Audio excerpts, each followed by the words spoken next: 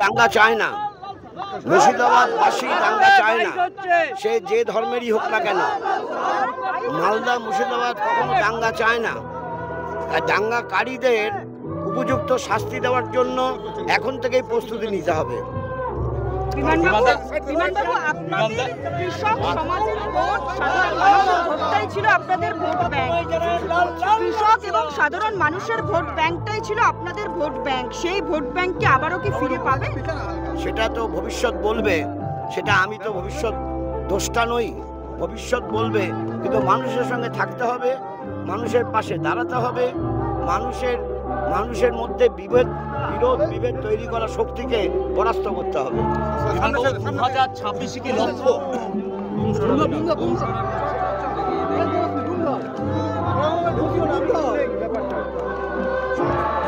মানুষের ঐক্য গড়ে উঠলে পর কোনো বিভেদকারী শক্তি কোনো রকম ফায়দা তুলতে পারবে না। তৃণমূল বিজেপি বারংবার বলে আসছে যে ব্রিগেডের ময়দান হচ্ছে, কিন্তু কোনোভাবেই কোনো প্রতিফলন সেটা হচ্ছে না ব্যালট বক্সে।